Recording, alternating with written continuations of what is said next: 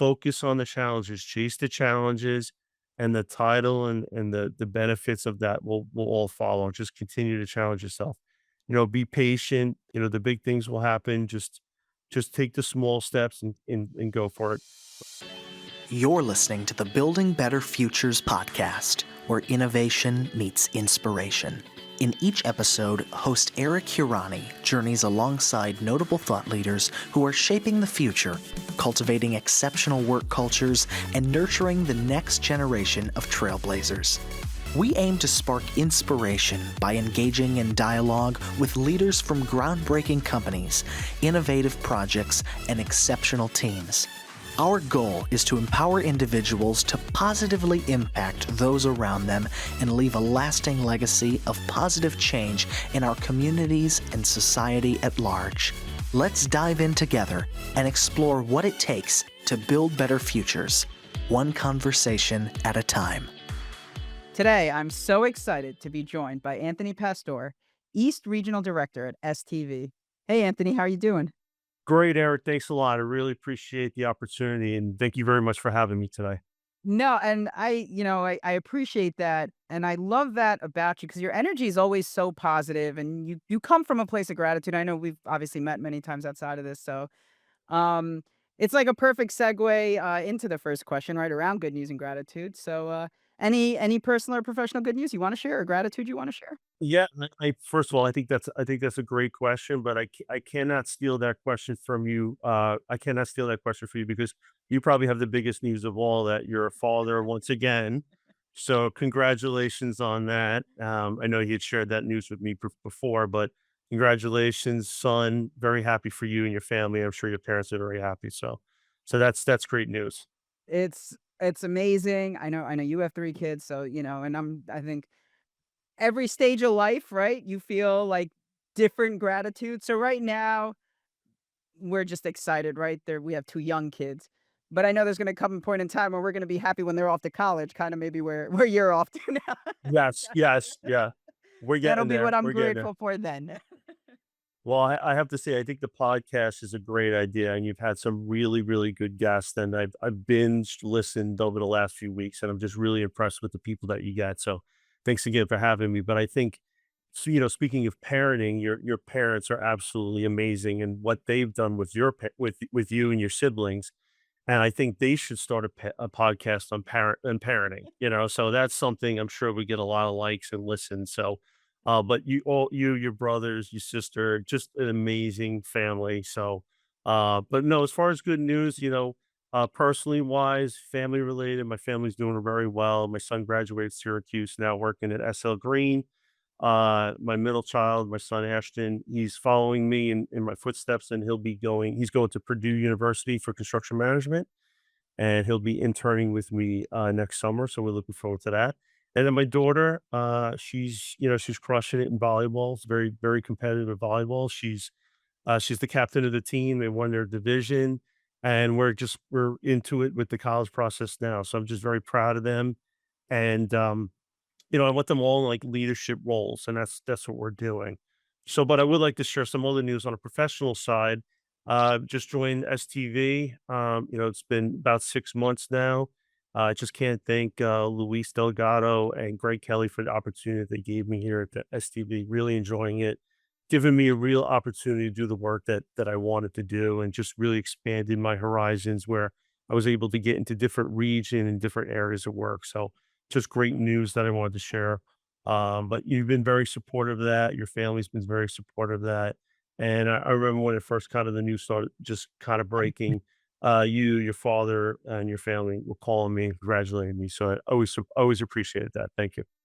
So this is, and I'm gonna go back to a couple other things you just, noted, but I actually found out after filming the episode with Louise, like, he was on with me, and we Oh, just were talking afterwards, right? The filming had ended, and he was like, "Hey, Eric, just so you know," and, I was like, Anthony's a great guy," right? And I'm like, obviously, I meant that sincerely, and I was just excited for Louise because I love Louise too, and, STV has always been very good to us, so we appreciate all those opportunities, but yeah, I found out, like, immediately after filming my podcast episode with him. And that was kind of like, yeah, it brings it full circle now. I didn't even think about that until you just said it. Um, but then to just also like thank you for the comments on my parents, and my dad absolutely loves you. He has so many great things to say about you, and yeah, my brother and my sister, we feel very fortunate, right? Like, and I hope to create a similar environment for my kids. One where they feel like safe, and can take some chances and take some risks, and grow into their own like be their own people as well. And I know that you're doing a great job of that with your kids too. So I met one of your sons. He's awesome, right? We had such a good time that night. He's more than welcome any other time he wants to come by and hang out. You let him know that. I will appreciate it. They always ask about you guys too. We had a great time at that event, so thank you for that. Great. So, all right, cool. My gratitude on show days always to the guests. I cannot believe or like how busy you must be. So to take time out to do this, I just really appreciate that. And then obviously you shared, but we have a growing family and just so grateful for that. And exciting even on the professional front, like a lot of just positive stuff going on with the team and just exciting in general. So, That's um great. That's great. all right, let's get into the meat of this thing. Okay.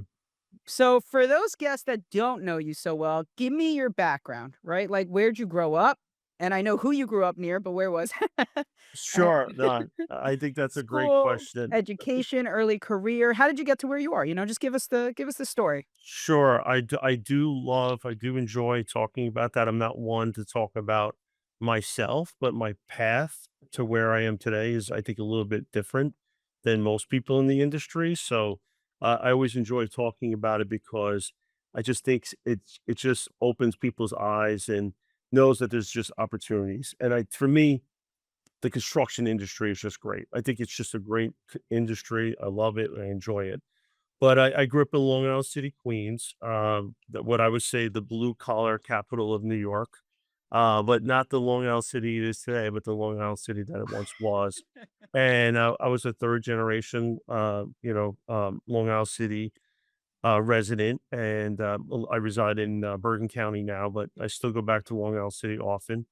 But, um but yeah, it was very blue collar, very industrial. It was, I would say, you drove by and it was a factory, bodega, church, and it was just kind of very blue collar. Either pretty much a policeman, a firefighter, or in construction. And then you have a little bit of Wall Street. My father worked on Wall Street, but it was this very industrial area where you always kind of had this like in and outer goings of meeting of people just in the industry. And it was always an opportunity to get a job, right?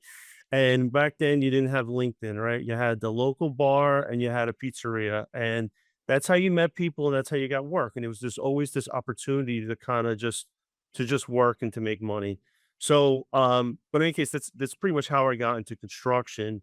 Was that I started with a small non-union construction company, just kind of working over the summer, and I just loved it. I immediately loved it, and I was just thinking about this today that I wasn't making that much money. I loved the work, and I just remember being thinking I was being the adult and telling my parents that, hey, I'm not sure this is the industry for me, but it's a job. I'll give it a shot.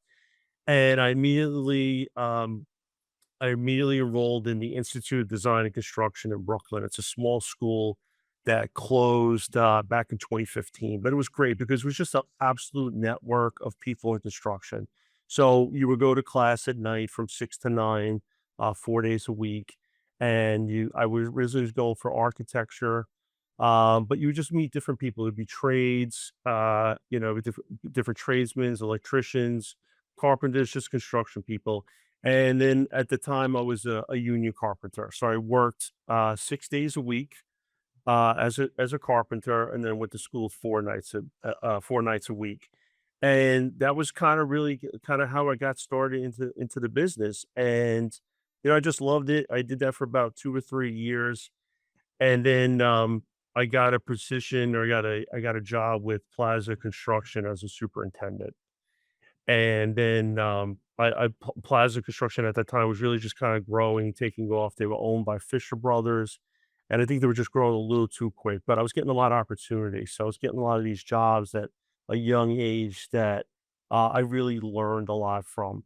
But what I decided to do is switch from construction management or architecture, and I went for business. And the way I looked at it was, I was a triple threat. I had a strong technical background, having built stuff, been in the field, coordinating and pushing work. And then also now I had a tie to the unions through the carpenters union. So I switched to a business degree, and I felt like as my career developed, I would be well rounded to deal with field issues, and construction issues, or any kind of business related issues. So I did the plaza construction thing for a couple of years, and when I was taking one of the courses I was taking, had a professor that was executive with Tishman Construction. And he came in and he did this presentation, and he had all these great slides of all these great projects that had been worked on. And one of them was Epcot and the original World Trade Center. And I just sat there. I was like, wow, that's pretty impressive. That's the work that I want to do. So I didn't know anything about Tishman, and I just, back then you really didn't have the internet. So I just kind of went and looked up the company, faxed in my resume. I got called in for an interview. And towards the end of the interview, the executive asked me, he's okay, like, why Tishman? Why are you here? Like, why do you want to work for Tishman? And I told him that story. And I said, hey, one of my professors did this presentation. This is the kind of work that I want to do. So the guy's name was Ken Champion, and they go bring him down from another floor. He comes in, he goes, "Oh yeah, I know this guy. Great kid, hardworking, blah blah blah." So in case I got the job, and then I spent over 20 years with Tishman, you know.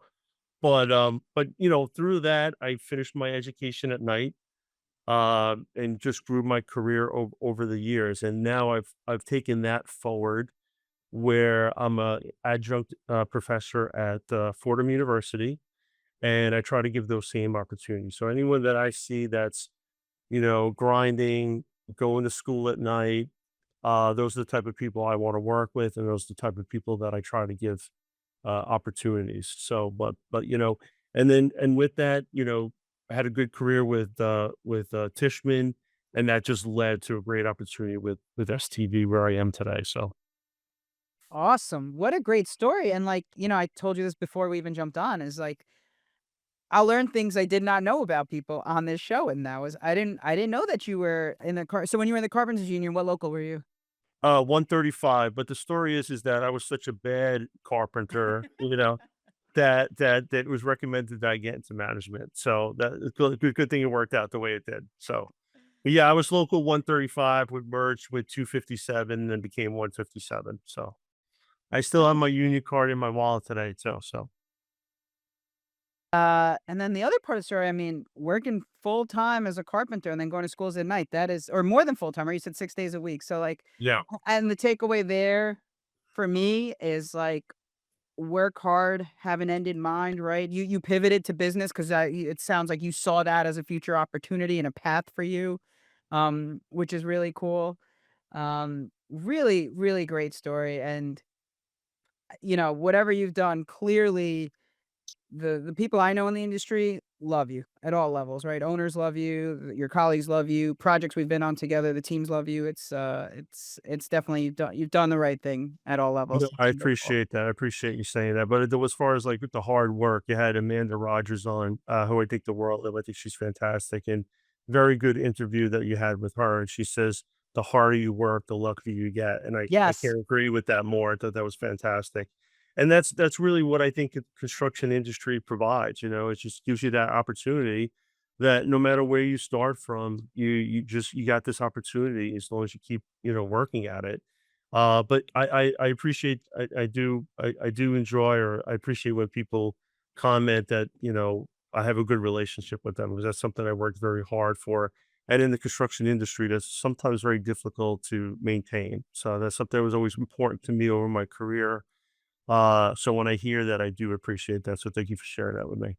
Yeah, no, of course. And you know what? That kind of like one of the things I'd love to hear your thoughts on is, you know, with the size of the projects you've managed, right? And like we could talk about the terminals, we could talk about, or the bus terminal or the airport terminals, we could talk about other large like high rises.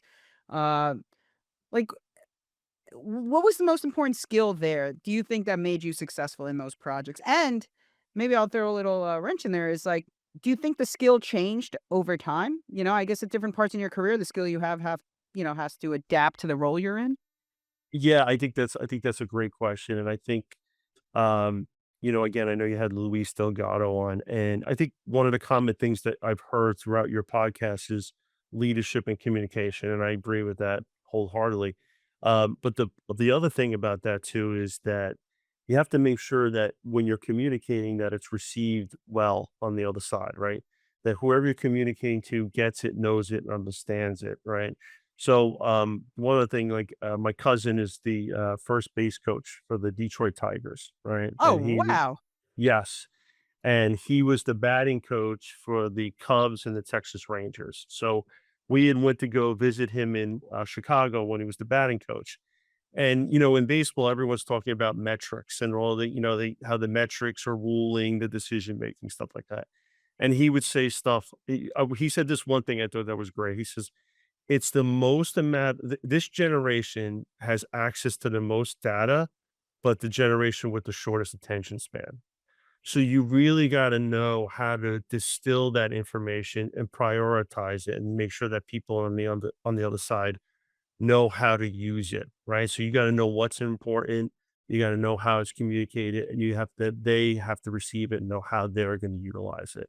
So just like, knowing what the wind is in Wrigley, and if this pitcher throws, 97, 90% fastballs, you have to do the same within the construction industry, right? They gotta know how to use the information you're giving to them. So that's what I always enjoy, especially working at the World Trade Center. The World Trade Center, it would happen often, and I really enjoyed it because there was so much information, there was so much data, and I started there in 2010, right? And what I learned in my time there is when you walked into a room, there was a lot of different backgrounds, a lot of different interests. There was competing interests. There was different perspectives on what you were trying to accomplish, right? And I looked at that room and I said, if you could balance the room so that people understand what we're trying to accomplish and then build out a plan and you have this common objective, to me, that's brilliance and something I just really enjoy doing. But I like your point about does it change over time? Yes, I think it changed over time because as the room grew and the audience grew, that message you just had to continue to flow down, and you had to be that more consistent with the messaging and how the information was going to be utilized. But also, I think with that is the leadership, right? They're going to look to you.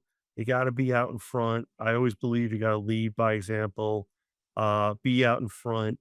I always felt like, just kind of just again drawing on the experience at the World Trade Center.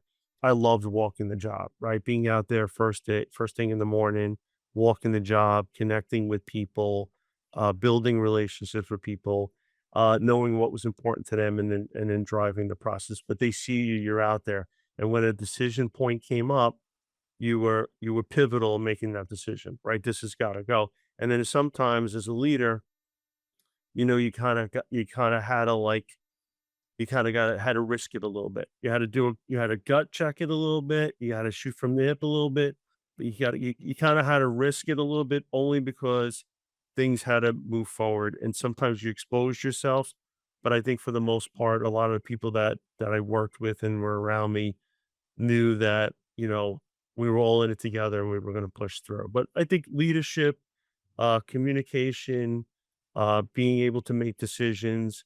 And then I think on these larger scale projects, it's very, very key for advanced planning. You got to be out in front of it. And I always looked at these larger projects. It's not a speedboat, right? It's like a tanker.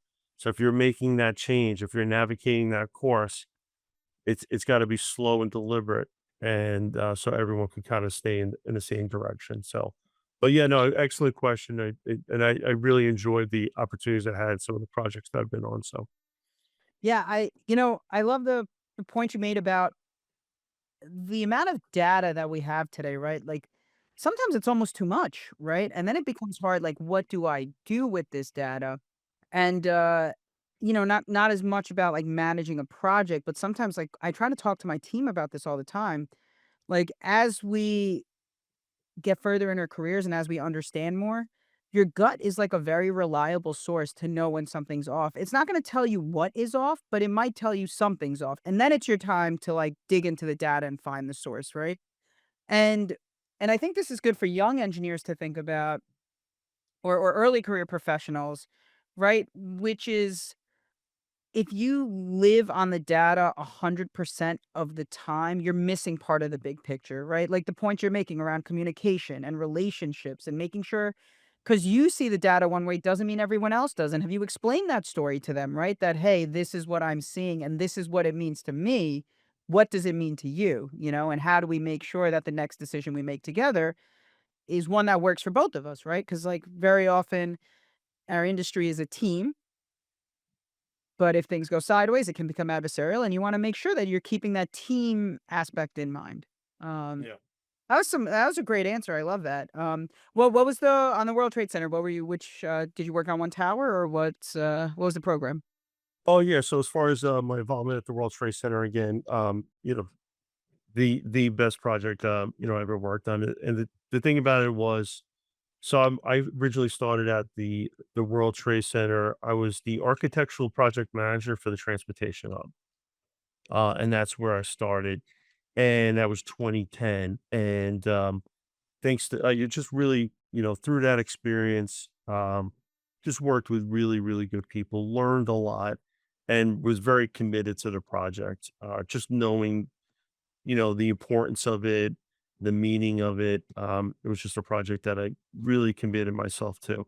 And with that, it gave me some good opportunities. So I was able to start as an architectural project manager, then got involved in procurement, uh, managed and handled, the procurement of maybe 40 plus packages, and then quickly grew into a senior role on the transportation hub, ultimately becoming the executive of that project.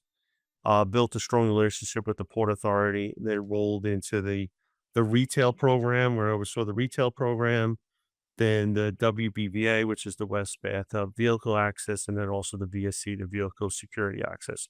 So I was there for a number of years, but I had the opportunity to work on, about 4 programs. So it was very exciting. So, and when you're talking about the transportation hub, that's, like, where the path comes in at World Trade? Yeah, And yeah. all the So subways too, but, like, yeah, I just wanna. yeah, yeah, so it's a transportation hub, it's the Oculus, it was the East Bathtub and the West Bathtub. So, yes, it was the transit hall as well, and then that was the East-West concourse that went all the way down to the Winter Garden as well, so So a story for another time, but I was a retail tenant in the hub down there, on the first floor, yeah. For a brief period of time, I had, like, a retail startup, and it was an interesting, it was an interesting endeavor, but the space was beautiful, the location was awesome. That's awesome. So, tell us, you've worked on a lot of great projects, right? Do you have one that's, like, personally rewarding, or that you've just, like, because a lot of what we do impacts people, right? That's what I love about our industry, is that once we're done, we are typically positively impacting people's lives, right? Whether it improves their commute or gives them a better place that, they're learning or they're working or they're eating or whatever that. What about you? What's like a personally rewarding project you've worked on? well, I mean, again, that'll be the transportation hub of the World Trade Center, and, but in general, like, I just really enjoy the public works. I like the public works. I like the idea that, we're contributing to a community. It's being used by the community. Being construction, you're able to always point out to your family or friends things you work on. So something like the transportation hub or the World Trade Center, your family and everyone could see it and access it for generations, right? So it's just exciting, but I love the idea that it's just open, to the public, that the public can use it. I've done private developments. I've done, high rise. I did a hotel. I did 123 Washington Street, which is a W hotel. The thing is, like, when you're done, you're never going back unless you're renting a room, right? So, and it's pretty pricey. So, I like the idea of, yeah. So I like the idea of the public works and contributing to the community, and just having that access. And the one thing with the World Trade Center, I would say is, going through that experience and contributing to that project was, we would say that, Tower One, when Tower One was rebuilt, that was a statement, right? This is we're back, right? This is a statement. You're not gonna knock us down. I felt like, towers 2, 3 and 4, 2's yet to be built, but tower 3 and 4 was a return to work, right? People went back to work at the World Trade Center. 1, 3, and 4, it was a return to work. The memorial was a place to is a place to remember. That's what that's what the memorial is. But for me, the transportation hub was a return to life. It was a return to people going about their business, getting to where they need to go, and that's New York, right? You just kinda threw it. And I remember when we first opened, the transportation hub, and all the people just kinda came through, and just everyone was excited to just come into it, and it was really the first time that the public was back in the World Trade Center since 9/11. And I just remember this girl on a scooter just scooting around all on the stone floor, really probably not knowing what the significance of the moment was. But I just love the idea that it was, the public had returned to the World Trade Center. So, and I worked with really great people there. Steve played, you got to try to get him on the show one of these days. Maybe you could help me. Yeah. But, Steve plays leadership and, a lot of good people that he worked with really, I commend the Port Authority for really pushing that project through, so but yeah, that's a big project for me. And you know what? That's like there's a sentimental component beyond just what was built, right? And you just alluded to it. Yeah. But there's one other story I just wanted to share about the World Trade Center also is that when we were there, when we were building it, and as far as, like, contributing to the community and people and, when we were there, was responsible for procuring the stone, the marble, for the Oculus, for the transportation hub. And, we were just trying to get the contractor was Jim. We were just trying to get the contractor on board and get them started to install the first stone. Whenever people look at the World Trade Center, they see the Oculus and massive steel and glass, and they see all this stuff. And they think like how hard that must have been. But sometimes, in construction, just getting the littlest thing started is probably the hardest task that there is. And when we were trying to get the marble installation, install started, we met with this person, Matt Crawford, and he was the foreman for GEM, right? And you could just see he was different than everyone else as far as getting this work started. And I just remember meeting him out in the field, and there was like all this chaos around the site. And I said, listen, if I get the area cleared for you, if I get this area cleared for you, I get everything ready. Can you put down that first piece of stone by 1 o'clock today? And he said, you do it. I'll put the stone down. I'm like, deal. Okay. And I went and called and pushed, and the people who worked with me did a great job to clear the area. He put the first stone at 1 o'clock. And we come to realize that his father was a firefighter that passed on 9/11. And once we realized that, there was no excuses, there was no complaining, there was no, "I can't do that, this sucks." So we started with that first piece of stone, and we never stopped, and we Wow. kept pushing, and it drove the job, it drove the job, it drove people, it drove the job, and it's just like one of those experiences, again, where you're just kinda contributing, giving it back to someone, and when we were about to open the Oculus, he brought his mother to the World Trade Center, to the Oculus, and showed her around. So here it is like this terrible event that had happened, and now they were seeing it as something proud that they had, built. So it's just those stories, those kind of stories that I just numerous. There's just so many of them coming out of the World Trade Center, and to be part of that project and be part of that process is just remarkable. So No, I mean, I totally understand why that's gotta be the like, a personally rewarding project and just the impact you had on people's lives, right? Like, that's a touching story. Now, like, a project like that can get super complicated, right? How do you balance the need of the different stakeholders that were involved, especially in a project like that, right? And then, you're balancing all of their needs with the schedule, with the budget, like, what is your trick there? You gotta be a master at it 'cause you've been on some of the biggest jobs in the city, there's a reason for that. yeah. Well, I have to say, like, the World Trade Center again was the place where I was able to, like, really learn a lot of that and where I was able to put it to use, but carrying it forward in my career, JFK New Terminal One was a really an opportunity to put it into, to really put it to use. It was a very challenging project, but as far as JFK New Terminal One, another milestone project. But with that one, I was involved in it at inception when it was an idea, working with Carlisle Group to get the sponsorship to build the project.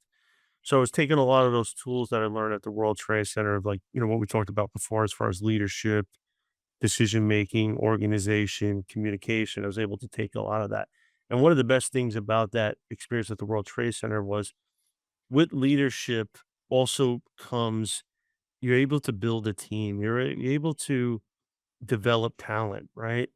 And you're able to bring on like thinking people that want to drive and want to deliver and want to succeed. So with the opportunity I had at the World Trade Center, I was able to take a lot of those same people with me to JFK Terminal One, and they're doing a fantastic job out there right now delivering that project. But with that, the challenges come is you can't do it all on your own, right? A project that's $4 billion, you can't, as much organization and leadership and decision making you may have, you only have so much time and you only have so much ability. So it's really kind of building out the team around you that helps deliver on that project. So I think a lot of it is again the things we talked about, leadership, communication, decision making, advanced planning. But then with that, you have to build a reliable team that helps you carry all that forward and execute. So, and then you begin to have this trust, depending on one another to drive the work. So, I think it's really as these projects, these multi-billion-dollar projects, it's got to be a team. It's got to be a team effort, and you have to be aligned in your thinking. So, Yeah, well, you said something earlier, that I think really caught my attention, and I agree with the, like, team philosophy, right? Teams are what get projects built, right? There's nothing one person what is it? If you wanna go fast, go alone. If you wanna go far, go together, kind of, mantra. And I agree with that focus has to be, like, on the team and what can they do? Because when you do have multiple stakeholders, right, how many can you really manage? Like, you're gonna do the best you can, but if you don't have a solid team around you, it's gonna be really hard. So we always like to talk about projects and the impact they have on this show.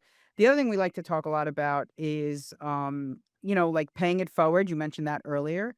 And for the next generation of leaders, right? Like the industry is going to outlive all of us, right? And part of the reason I wanted to do a show like this was to inspire like that next generation of leaders, right? I was very fortunate to have some great people in my life that encouraged me.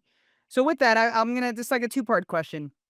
One is like, what advice would you give to the young professionals or early career people in the industry today that probably are aspiring to be someone like you, right? Or to run a major program or project like you have?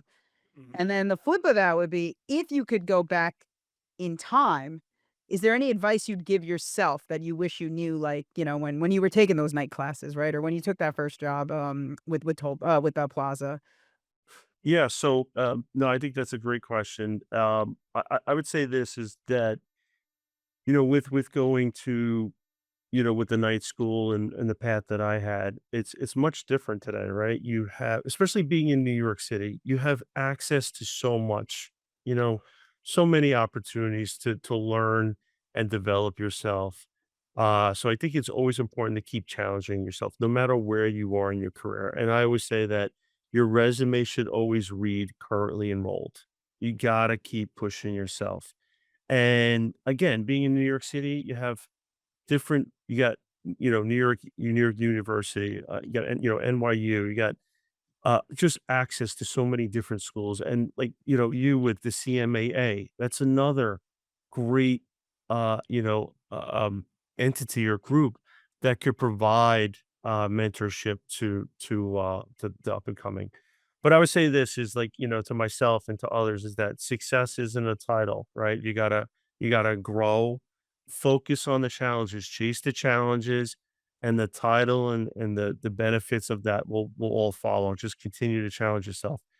Be patient. The big things will happen. Just take the small steps and go for it. But to your other point too, like, fail fast, learn faster, and just know that those mistakes are just gonna put you in a better position down the road. It's okay to make the mistakes. And as far as we talked about team, invest in the people, the relationships, connect with people, right? It's important to get out there, know people, build the relationships. And construction's just a great thing as far as you can make that relationship, you can make that connection, you can support someone in their career, and then you just kind of you'll see it down the road. You'll see the connections, right? You'll see it happen, and it's just a very cool thing. And then what we talked about before is just trust your gut. You want to get fact checked, but just you know go for it sometimes and just celebrate those little wins, and whether it's opening up, the transportation hub or, turning over a small retail space, celebrate it, enjoy it. It's not everyone gets the opportunities that we have. And New York City is just full of great opportunities. You could, just explore them, connect with people, join different groups and just continue to just challenge yourself. I think it's important to get out of your comfort zone as much as you can. So, Yeah, I love the lifelong learner mentality, right? Like, I'm very much that. I love to learn. Like, that's, like, one of those things I love to say out loud because I do. I love to learn.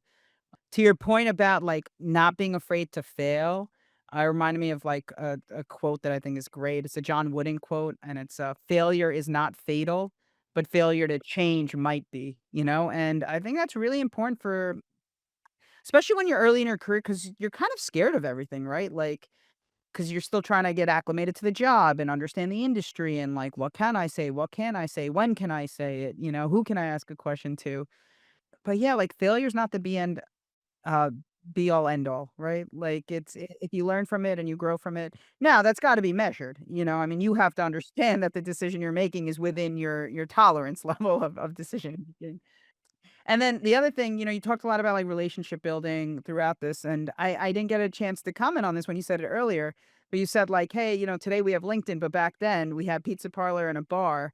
And, just, like, not to underestimate how important that is today, right? The face to face, I will say, this is a true story. I was in an event on Saturday night, and there was a student volunteer, and he started talking to me, and I was like, This guy is amazing, right? Like, he's a brilliant student. Like, this is the type of people, like, we need to be adding to our team."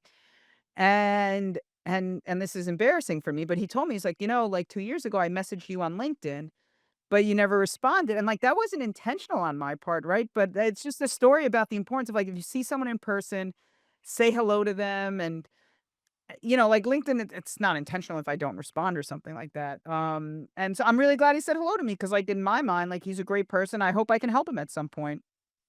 And it brings me to another point you made, which is, like, in our industry, like, you find people, like, 5, 10, 15 years later, right after you've met them one time, all of a sudden, "Hey, we finished the job together, do 2 or 3 other projects," and then, "Oh, Mike, you're back on this one? Like, how you doing, man? Last time we talked, whatever," like, and it's, I love that. I love that the relationships really do, like, span decades and they work, because we're at the end of the day, we're all trying to build a project, that's the goal.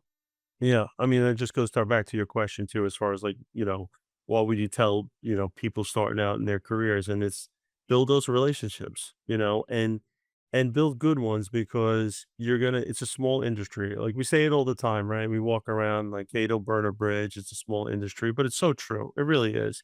You want to have a good reputation. You want people to want to work with you. And I think trust is the hardest thing to get, but the easiest thing to lose. And that's something that I always kind of, and I remember, working with a contractor and I was a kid, I was young. And, this guy is looking at me, it's his business. And he's about to order material and he's looking at me and he's trusting me that, you know, by him ordering the material, he's going to be compensated, right? And you're staking your business, your life, your livelihood on some young professional who has no skin in the game, and that could be a scary thing for people. And he had said to me, "I trust you.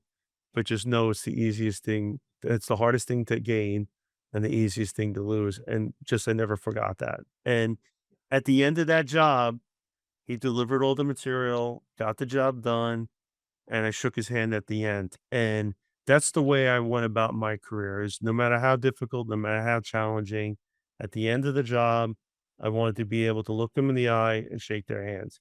And that's, easy for us to say, but it is hard. It's very difficult to follow through on that, especially when there's a lot of things that we may not be able to control in our positions, right? So it's a very tough thing to deliver on, and that's something that was very important to me in my career. So that's something I would say to the younger people kind of getting started in the career. Just know that, you got to deliver, build a good relationships, and be in a place where you can shake someone's hand at the end of the day. So, For sure. Well, I do want to get to the lightning round, but I have one more question because I think this is important. I'd love to hear your perspective on it. Obviously, you've worked on some major programs that we've talked about. You have insights into like kind of the industry in general. What's the biggest challenge facing us the next like decade or so? yeah, I mean, that's a good question. I would say, just kind of, on the New York City market, you just hear a lot of, it just seems like, having worked in New York City for a long time now, it seems like you go through these patches where people want to say, "Oh, that's it for New York," or "New York's not going to recover from this," or "New York's not going to do that." And I just feel like, you know, don't give up on New York. I love it. It's a great city. I think we have some, challenges ahead of us, but I just think the delivery is getting more and more complicated. The risk is kind of being shifted around a little bit. When I came up in the business, it was, design, bid, build. Yep. Now you have progressive design, build. And I think the market and everyone is getting smarter about the different deliveries. So I think just kind of knowing that and having educated people to deliver on that type of those projects. But I just think the complexities, I think we're just pushing the complexities of the projects, the scale of the projects. The Midtown bus terminal, working over the Lincoln Tunnel, that's just going to be, very, very challenging. But I would also say that I think, to be more focused on your question is that one of the things that concerned me is that, the labor market, right? Like we talked about Long Island City, blue collar. You had this robust community of, construction workers and I would go to a school at night that had a lot of construction workers looking to expand their careers. I'm not sure that exists as much as it did in one time. So are we going to have that skilled labor force as these projects get more and more complicated? You know, with the opportunity to go to school or work from home or do it remote, are we going to get that same type of talent and skill set as the projects get more and more complicated? So I think that's probably going to be one of the bigger challenges. Yeah, I would agree with you, and I think that's been like a general sentiment. It's around skilled labor, right? And the fact that it's like it's a good career, and I don't think Oh, people talk absolutely. about that enough. I would have been retired by now if I stayed as a carpenter. That's great. All right. Well, Anthony, I love your insights. Really appreciate all that. Let's jump into a lightning round here quick. Sure. First question. So these are like quick hitters, answer whatever comes to mind. But what's your favorite movie or TV show? Oh, TV show is gonna be Seinfeld. Oh, mine too. Oh, we will have to talk Priceless. about this. We will have to talk about this. Great. All right. I'm like now I'm all amped up about Seinfeld, but I'm gonna digress. Yeah. Um, It's timeless and priceless, and the humor never goes away, and if you're in New York or even that better, so well, so this is a true story, or like this is real, but in one of my bookshelves, I have a copy of my diploma, right, from Columbia. And in front of it, I have two George Costanza Yankee bobbleheads because I've been to both George Costanza nights. And I took a picture of it. I sent it to my friends, and I was like, just so you guys know, I have my priorities straight. That's great. That's great. um, yeah, it's what a great show. All right, cool. A book or a song that inspires you. So book. It sounds like you're an avid reader. I'm an avid reader as well. I don't get to it as much as I had once before, but I have to say, Boys in the Boat is probably the best book I've ever Oh, read. I don't know cool. if you read it. It's a great book.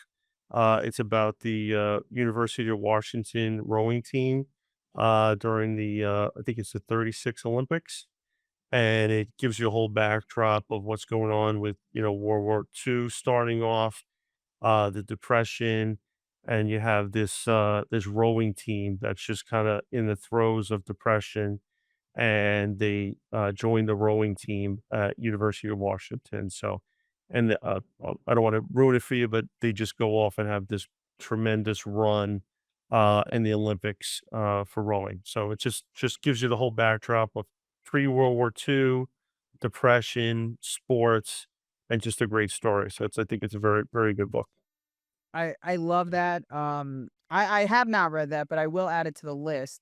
You know what I've been doing a lot of now is audiobooks just because like how often do I have time to sit and read? Rarely, but I'm in the car or I'm, sitting somewhere doing not, like I can do that. All right, cool. On tough days, do you have like a leadership mantra or a quote like you lean into or think about? Yeah, so I like this question. I like this question. I've heard it before on some of your podcasts, and being in the construction industry for a while, just when times were tough or we're trying to get through some tough areas of the work, I would just say keep pushing, just push, keep pushing, right? So people would come into me with like a list of complaints and why they can't do anything, and I would just say push. And, I would send out these emails when we had to deliver a certain space, and I would say, it's the big push, and I would lay out everything that we had to do.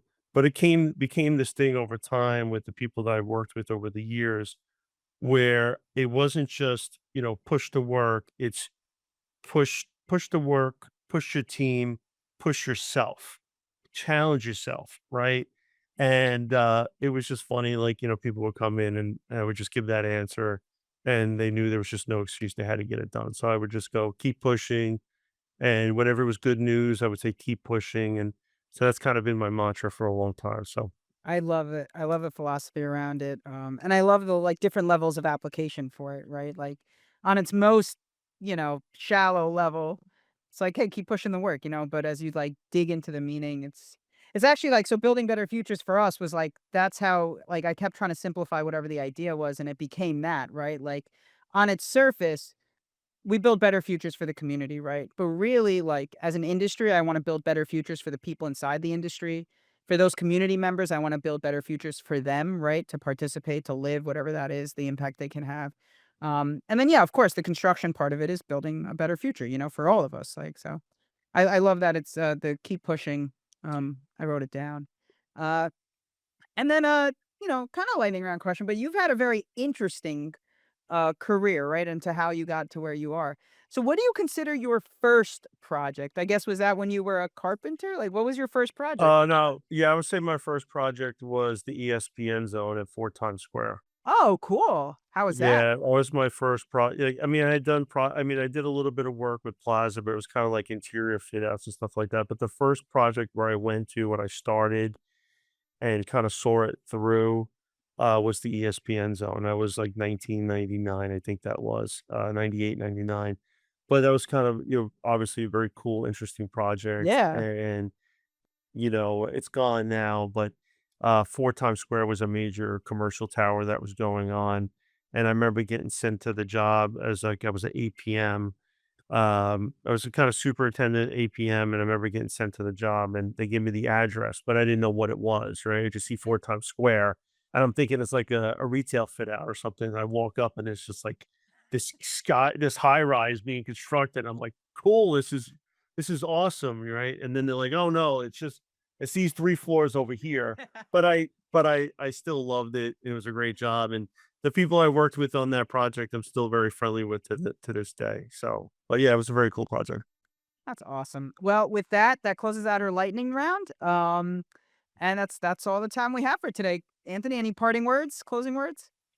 Keep pushing. Yeah, I love it. We will close on that. No, I really do. I think those like, there's a Da Vinci quote, and it's something like simplicity is the ultimate sophistication. And I think that's what you have there, right? Like you've created this two-word phrase, but everybody on the team knows what it means. Everyone on the team knows what the culture like that it implies is. Like I think it's awesome. All right. Well, to our listeners, we'll include any links to the resources mentioned in today's show notes. Thanks again for listening, and keep an eye out for our next episode. This episode is brought to you by Infinite Consulting Corp, your go-to firm for MBE certified project and construction management consulting. Discover how Infinite can help you build a better future at infiniteconsultingcorp.com.